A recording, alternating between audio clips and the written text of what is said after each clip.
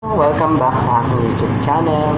So for today's video, tuturo ko sa inyo kung paano gumawa ng personalized subscribe button. So gagawa tayo ng tutorial guys. And syempre, kung gusto nyo gumawa rin ng sarili nyo, tsaka makakatulong to sa inyo. Bagong lahat yan, mag-depends kayo na mag-like, at syempre mag-subscribe, at syempre click nyo yung notification bell para sa mga susunod ko na upload. So, yun nga, simulan na natin.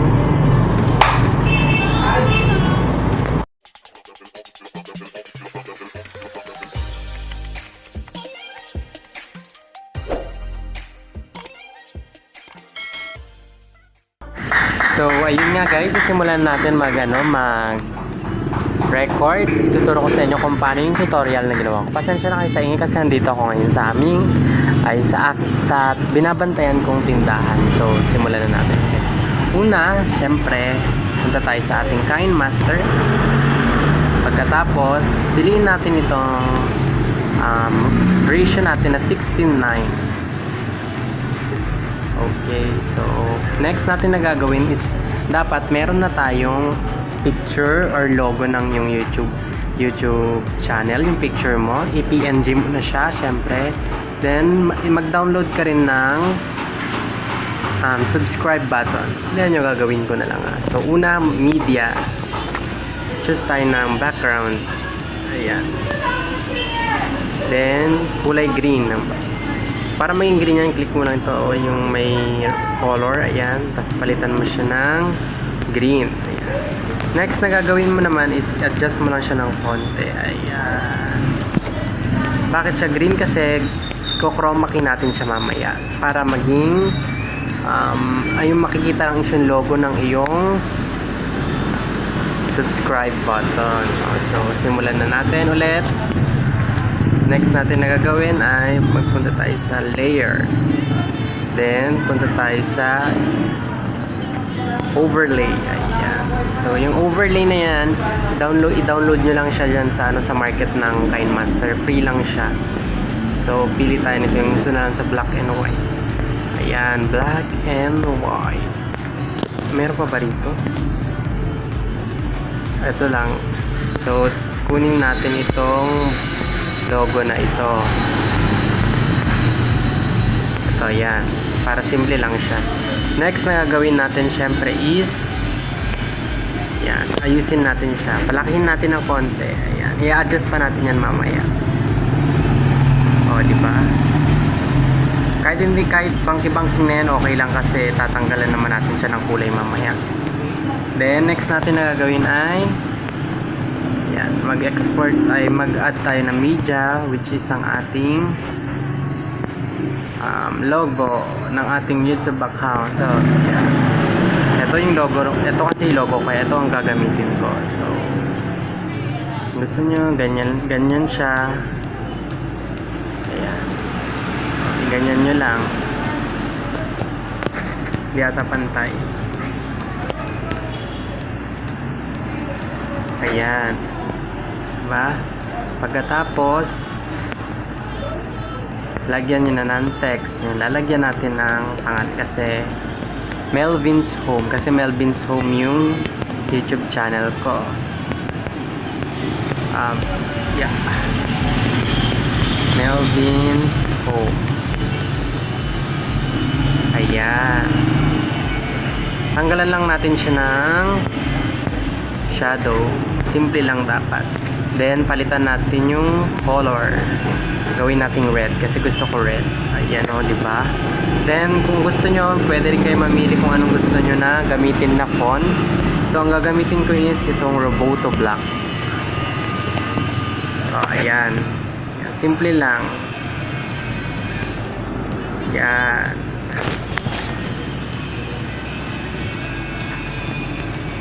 Ayos lang natin. Okay. Then, syempre, palakin natin ito ng konti. Ayan. Then, next na natin gagawin ay ito na yung sinasabi ko, yung dapat na download nyo na ito. itong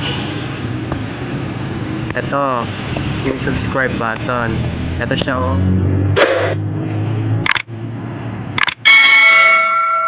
So ang gagawin natin is lalagay natin siya rito. Then i-chroma key natin siya. Click na lang yung chroma key. Then na-phone nyo, gawin natin yung yan. So tayo ng bahala mag-adjust. So, ganito ang gagawin niya. Lagay, nyo lang ng ganyan. And, ito siya.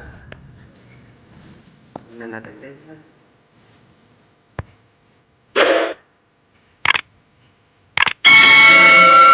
Okay.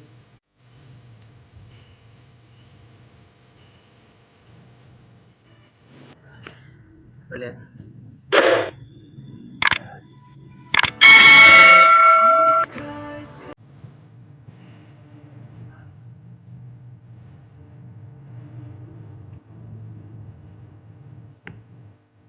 Tingnan natin ito sa right side. Check na natin. Okay. So, lagyan natin ng pampaganda. Lagyan natin ng animation. Lagyan natin yung pop. Yan. Then also yung ating effect. Animation natin. Pop. And also ano to sa lagyan natin ulit.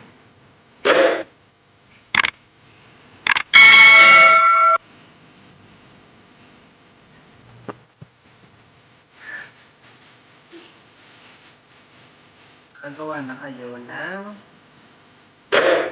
kanyang sarili. Adjust lang natin ito ng konti. Ayan. So, i-try natin. Kailangan isabay-sabay yung animation niya. Bilisan natin ito ng konti.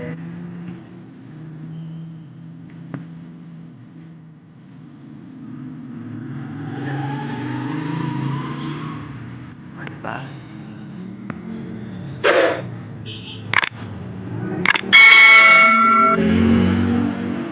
So, ito naman yung isa kong ginawa. Ito naman yung isa kong ginawa na nakaraan. I-add ko lang ha. Ayan. So, pag-comparing natin. Parehas lang sila eh.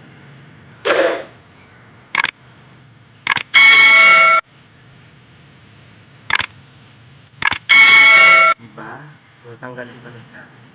Then, ayusin lang natin siya. Kailangan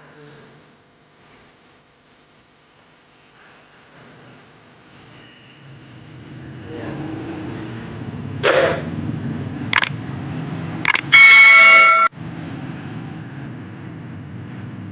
Wala.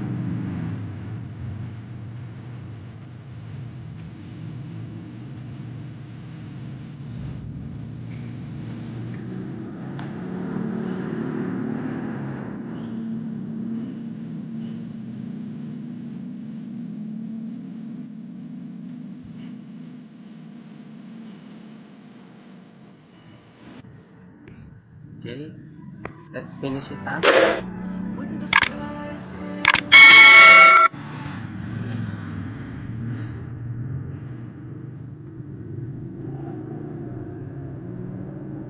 Adjust lang natin.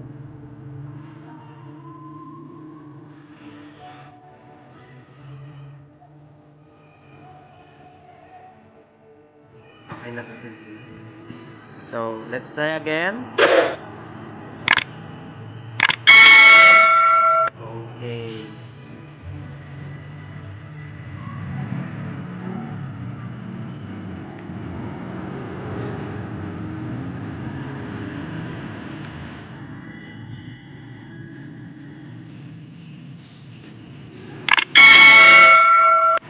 Yeah. Then, next thing na gagawin natin ay ito nga. Oh, yeah. Export na natin. Okay. Yan, export na. Ayan. 720 lang siya. So, paano ang gagawin natin na? Paglalagyan natin ng sariling video. Pupunta tayo sa isang video. Kunwari ito. Ayan. Tapos, lagyan natin ng layer. Yung subscribe button. Ito, you can export natin. Ayan. So, ito siya. Ganito siya kapag hindi pa naka chroma key. So, lagyan natin ng chroma key. 50-50.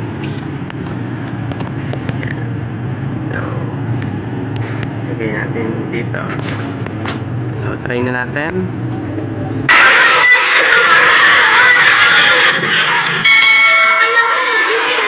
O, diba guys? Ang galing. So, ayun nga guys. Tapos ng ating tutorial and I hope sana nakatulong ako sa inyo at syempre try nyo na yung gumawa ng sarili ng YouTube button kasi YouTube subscribe button kasi parang ano mo kasi pag ito yung meron kang sariling YouTube button diba? Parang makikita yun ng mga viewers mo and nakaka-attract din yun sa mga viewers ay meron yung sariling subscribe button ay subscribe ko naman gano'n so yun nga guys. I hope nakatulong ko and I hope try nyo rin yung tutorial nyo na ginawa. Dito na lang. This is Lovin's Home. Bye.